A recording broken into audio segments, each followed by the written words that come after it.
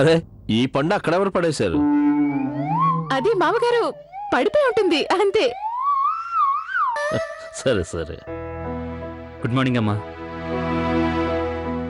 మామయ్య గారు, పిల్లలు మిమ్మల్ని ఇబ్బంది పెట్టలేదు కదా? అరే లేదు లేదమ్మా, వాళ్ళు చాలా సంతోషంగా మాతో ఆడారు. నిన్నటి పార్టీ ఎలా జరిగింది?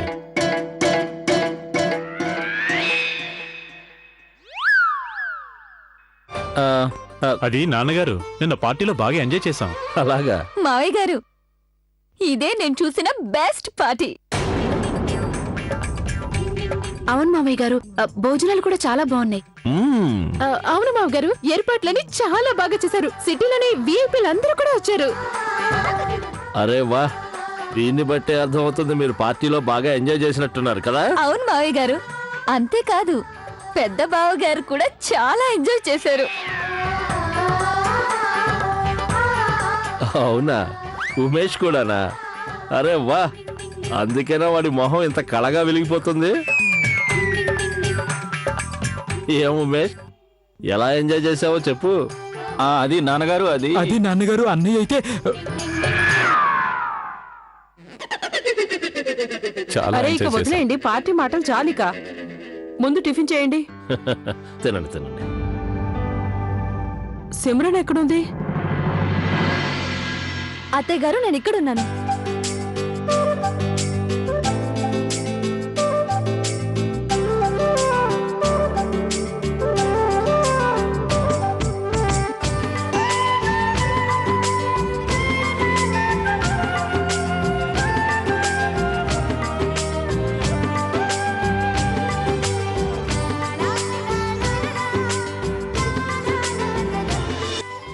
అది నేను మళ్ళీ నా డ్యూటీలో చేరాలని నిర్ణయించుకున్నాను. అరే శబాష్ తల్లి శబాష్, నాకు చాలా సంతోషంగా ఉంది. నేను ఇంతకు ముందే నీకు చెప్పాను, ఈ ఇంట్లో ఉండే వాళ్ళందరికన్నా ఈ సిటీలో ఉండే వాళ్ళకి నీ అవసరం ఉంది అని. అత్తయ్య గారు, నేను ఈ నిర్ణయం తీసుకునే ముందు మీ అనుమతి అడగలేదు. మీకేం కోపం లేదు కదా? అస్సలు లేదు. నువ్వు తీసుకున్న నిర్ణయం 100% సరైందే. అయినా నేను చెప్పే విషయం ఏంటంటే, నువ్వంటే మాకెంతో అభిమానం. ఎందుకంటే నువ్వు ఒక కోడలిగా, ఒక మంచి పోలీస్ ఆఫీసర్గా ఇంతకు ముందే నువ్వు నిరూపించుకున్నావు. థ్యాంక్స్ అత్తయ్య గారు. సరే కూర్చో, నువ్వు కూడా టిఫిన్ చేయి. అలాగేనండి.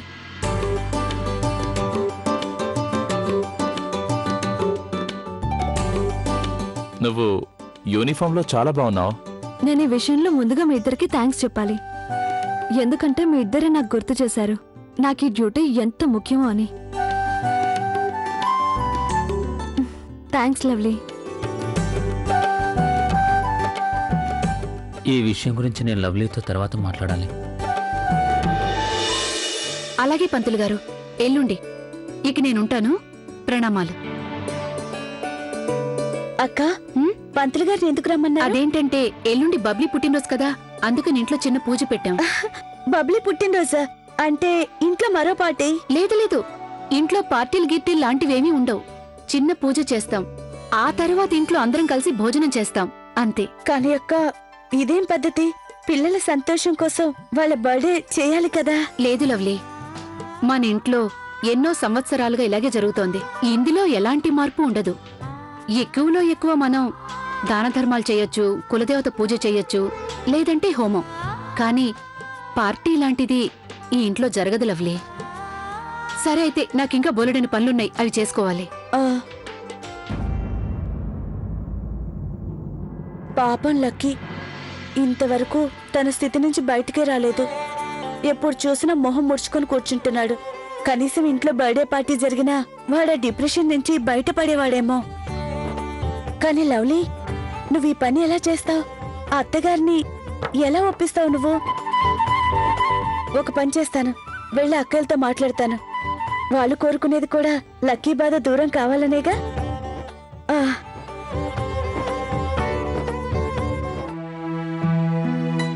బబ్లీ బర్త్డే పార్టీ గురించి అక్కతో ఇప్పుడే మాట్లాడతాను. తర్వాత అత్తయ్య గారితో ఈ విషయం అందరం కలిసి మాట్లాడొచ్చు.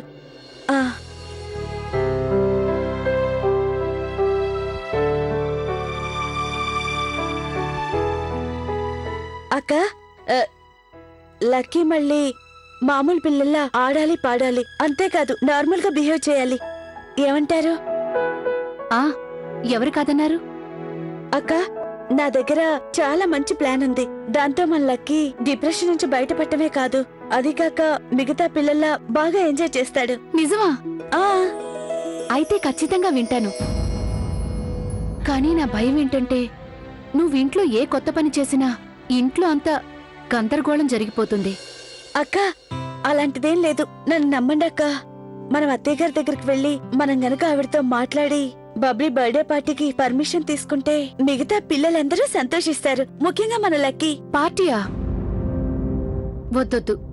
నీకు తెలుసా ఈ ఇంట్లో ప్రతి ఒక్కరి పుట్టినరోజు ఎలా జరుపుతారో? దాన ధర్మాలు చేస్తారు, పూజలు వ్రతాలు చేస్తారు, హోమాలు చేస్తారు, తర్వాత వంటలు చేసి అందరూ కలిసి భోజనాలు చేస్తారు. పిల్లల సంతోషం కోసం పార్టీ లాంటివేమీ చేయొద్దు. మీరందరూ కాసేపు ఆగండి, కాసేపు కూర్చోండి. రండి, అలా కూర్చోండి.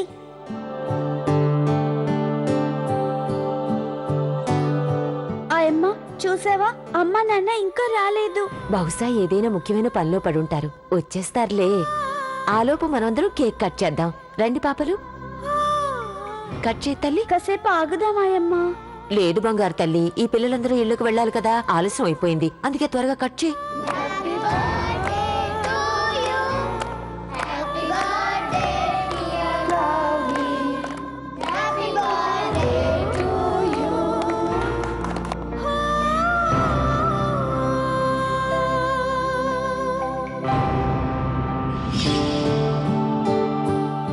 లవ్లీ, ఈ ఇంటి పిల్లలు నీలా ఎన్నడూ విచారపడకూడదు.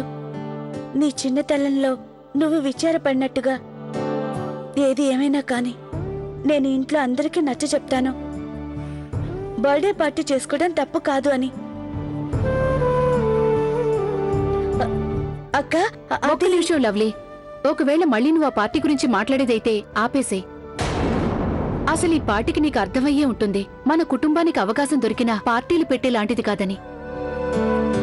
అయినా ఈ పార్టీలు మనది కాదు, విదేశీయుల పద్ధతి. మన ఇంట్లో భారతీయ సంస్కృతి సాంప్రదాయాల ప్రకారం జరుపబడతాయి. అర్థమైందా నీకు? ఇంకో విషయం, ఇది పక్కన పెట్టి వెళ్లి ఇంటి పనులు చూడు. ప్రియ బట్టలు ఉతుకుతోంది.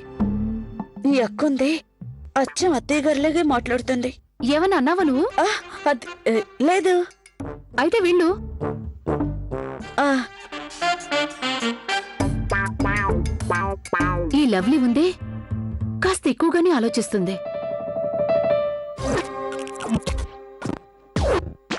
ఈ ఇంట్లో పిల్లల సంతోషం ఎవరికీ పట్టదు. ఎప్పుడూ నియమాలు, నిబంధనలు, పద్ధతులు. పెద్దలే అడ్జస్ట్ అవ్వాలి కదా పిల్లల సంతోషం కోసం. అసలు అది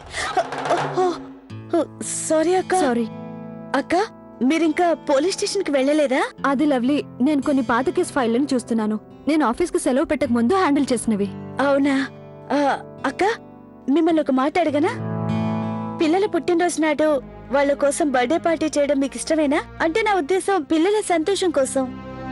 ఆ పార్టీ మామూలు పద్ధతిలో జరిగేట్లయితే నాకెలాంటి అభ్యంతరం లేదు. కానీ నువ్వు అకస్మాత్తుగా బర్త్డే పార్టీ గురించి ఎందుకు అడుగుతున్నావు? అది అక్క మళ్ళీ డ్యూటీకి వెళ్తుంది, అది కూడా ఇన్నాళ్ల తర్వాత. ఇలాంటి పరిస్థితుల్లో ఈ విషయం ఆవిడకి చెప్పడం మంచిది కాదు. అది అది నేను ఊరికే అడిగాను. నేను వెళ్తున్నాను. నేను ప్రియాకి హెల్ప్ చేయాలి. ఓకేనా? బాయ్. లవ్లీ ఆగు, నేను నీతో ఒక విషయం మాట్లాడాలి. చూడు లవ్లీ, నేను అర్థం చేసుకోగలను నువ్వు చేసిన పని ఏదైనా నన్ను కేవలం డ్యూటీలో తిరిగి జాయిన్ అయ్యేలా చేసేందుకేనని. కానీ నువ్వు ఆలోచించిన విషయం చాలా చాలా పెద్దది. అయినా కానీ నీకన్నా పెద్దదానిగా నీకర్థమయ్యేలా చెప్పే బాధ్యత నాకుంది. భవిష్యత్తులో నువ్వు ఎలాంటి అబద్ధాన్ని సాయంగా వాడుకోవద్దు, లేదంటే అదే నీకు అలవాటుగా మారుతుంది లవ్లీ. అయినా నీకు తెలుసు కదా, ఒకవేళ ఈ విషయం అత్తగారికి తెలిస్తే ఆవిడెంత కోపడతారో.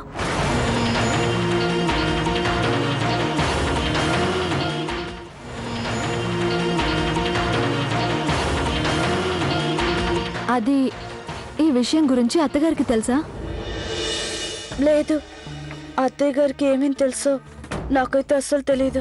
ఏదో అంటున్నావు లవ్లీ నువ్వు? ఏం లేదక్క. బహుశా లవ్లీ తన అబద్ధాల అలవాటు గురించి మాట్లాడుతుందనుకుంటా. నువ్వు ఇక్కడేం చేస్తున్నావు? ఇంట్లో పనేం లేదా? అదేం లేదు అత్తగారు, అది నేనే లవ్లీ నాపాను. మంచిది, వెళ్ళు. బజార్కి వెళ్ళి కూరగాయలు తీసుకురా. కానీ అత్తయ్య గారు, గౌరీ అక్క చెప్పింది ప్రియా అక్కకి హెల్ప్ చేయమని బట్టలు ఉతకడంలో. అవునా? అందుకే నువ్వు ఇక్కడ నుంచి నీ కబుర్లు చెప్తున్నావా? నిజమే కదా? వెళ్ళు, వెళ్ళి కూరగాయలు తీసుకురా. అమ్మాయి ప్రియకి మీనాక్షి సాయం చేస్తుంది.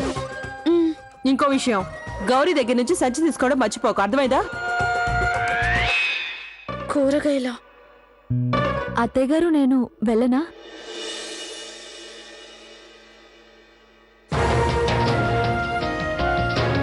మంచే జరిగింది. బోలాశంకరుడు నన్ను సమయానికి పంపించాడు. లేదంటే ఈ అబద్ధాలు కోరు సిమ్రన్కు ఏమేం చెప్పుండేదో ఏమో.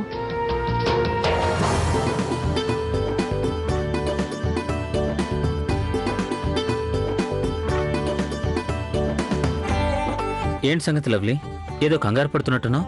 ఆ, నేను బజార్కి వెళ్ళాలి. అత్తయ్య గారు నాకు కూరగాయలు తెమ్మని చెప్పారు. ఏంటి ఈ అద్భుతం! మా అమ్మ తన 5వ కోడలికి మొట్టమొదటిసారి ఒక పని చెప్పిందా?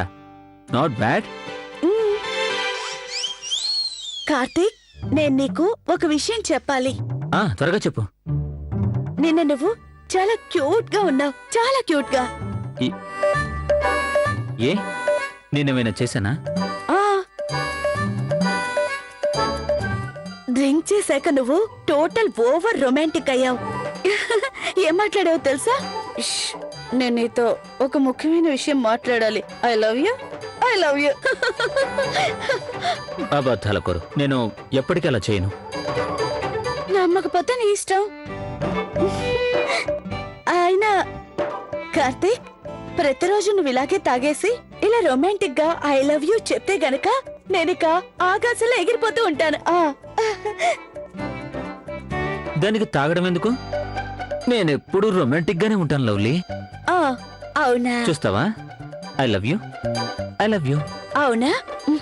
బాగుంది, కానీ ఇక నన్ను వెళ్ళివ్వు. లేదు లేదు, ఇప్పుడు నిన్నెక్కడికి వెళ్ళనివ్వు. కార్తీక్, నేను మార్కెట్ కి వెళ్ళాలి. లేదు, ముందు నువ్వు నాకు కిస్ ఇవ్వు, ఆ తర్వాత వెళ్ళు. కార్తీక్, నాకు పనుంది. కాదన్నానుగా.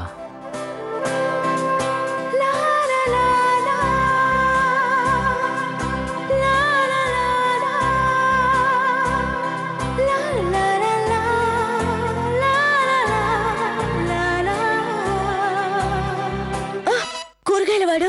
కూరగాయలా? అరే, మన ఇద్దరి మధ్య ఈ కూరగాయల వాడు ఎప్పుడొచ్చాడు? కార్తీక్, నాకు బోల్డ్ పనులున్నాయి, నేను మార్కెట్ కి వెళ్ళాలి. బాయ్. ఇదిగో లవ్లీ, ఈసారి ఎలాంటి గందరగోళము చేయకు. తాజా కూరగాయలు తీసుకొని రా. ఇది సిమ్రన్ లంచ్ బాక్స్. నిన్న రాత్రి తినే టైంలో అయితే మా కిట్టు గారైతే నన్ను భలే ఇరికించేశారు. కానీ అక్క, నిన్నటి రాత్రి నాకు ఇండియాలోనే బెస్ట్ రాత్రి. పార్టీలో ఎంత ఎంజాయ్ చేశాను కదా.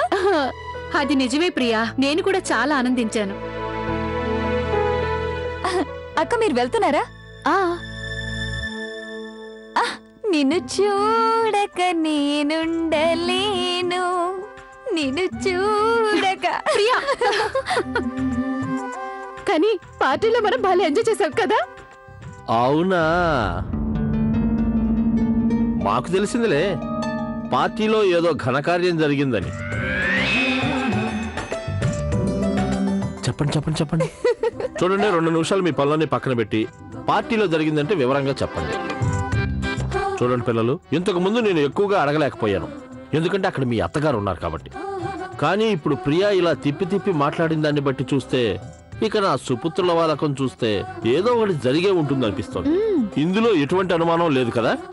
కాబట్టి పార్టీలో అదేదో కొత్త విషయమే అయి ఉంటుంది, అంతేనా? చెప్పండి చెప్పండి చెప్పండి. ఒక్క నిమిషం, మాట్లాడండి. చెప్పండి చెప్పండి చెప్పండి. మావయ్య గారు, నిన్న రాత్రి అది తెలుగులో ఏమంటారు? మీ సుపుత్రులు పొరపాటున తాగేశారు. ఆ తర్వాత వాళ్ళు క్రియేట్ చేసిన సీన్ గురించి ఇంకేం అడగండి. ఇంటికొచ్చాక వాళ్ళందరినీ అత్తయ్య గారి కంట పడకుండా గదిలోకి తీసుకెళ్లాల్సి వచ్చింది. ఆ క్షణంలో అదెలా చేసావో మాకే తెలీదు. మా ఊపిరి ఆగిపోయింది మావయ్య గారు. అత్తయ్య గారు మేల్కొనే ఉన్నారు. అంటే మా పుత్రరత్నాలు ధైర్యంగా మందు తాగారా? నేను కూడా అక్కడ ఉండాల్సింది ఈ గమ్మత్తు చూడటానికి. లేదు లేదు మావయ్య గారు, డోంట్ వరీ, మేము ఉన్నాం కదా. మేం మీకు చేసి చూపిస్తాం. మీ సుపుత్రులు రాత్రి ఎలాంటి చిత్రాలు చేశారు. ఏం గౌరక్క, మీరే మొదలు పెట్టండి. నేనక్క ప్లీజ్. వద్దు అక్క, సిగ్గుపడకండి. అరే చెప్పమంటున్నాగా తల్లి. వద్దు మావయ్య గారు, నాకు చాలా సిగ్గుగా ఉంది. అందుకే నేను అరే నువ్వు నా కూతురు లాంటి దానివి, నా ముందు ఎందుకు సిగ్గు నీకు? అలాగే కొంచెమే చెప్తాను, సరేనా? తను గౌరీ, నేను ఉమేష్. నేను చూడక నేనుండలేను, నేను చూడక గులాబీ పువ్వు కూడా ఇచ్చాడు. నేను చూడక ఏమండి, వదిలిపెట్టండి. అరే బాగుందమ్మా, మా ఉమేష్ పాటలు కూడా పాడతాడా? అది కూడా శృతిలో. ఇంకా మావయ్య గారు, మీకు తెలుసా అసలు మీ ఆది ఏం చేశాడో? ఇంకేం చేశాడు? మావయ్య గారు, నేను ఆది. ఇక మీరేమో నలుగురు అమ్మాయిలు చిన్న చిన్న డ్రెస్సుల్లో. నీ కళ్ళు, ఇలాంటి కళ్ళని నేను లండన్ లో ఎక్కడ చూడలేదు. నువ్వు నాతో పాటు లండన్ కి వస్తావా? చెప్పు, వస్తావా? నాలో నేనేనా ఏదో అన్నాడు. నా అదృష్టం బాగుండి నేను తను చూశాను మావయ్య గారు. లేకపోతే మీ అబ్బాయి లండన్ వెళ్ళిపోయాడు కదా వాళ్ళతో కలిసి. అరే వారే, అది ఎంత బాగా చేసావు మావయ్య గారు. లేదమ్మా, అమ్మాయి సిమ్రాన్, మీ ఇన్స్పెక్టర్ గారు ఏం చేశారు? ఏం చెప్పమంటారు మావగారు? మీ ఇన్స్పెక్టర్ గారు నిన్న రాత్రి షోలేలో హీరో అయిపోయారు. అలాగా? చూస్తుంటే ధర్మేంద్ర గారు ఆయనలో ప్రవేశించినట్లు అనిపించింది. మీకు తెలుసా, లవ్లీ వాళ్ళ ఇంట్లో బాల్కనీ పైకెక్కి గట్టిగా నన్ను పిలిచారు. ఏమన్నారో తెలుసా?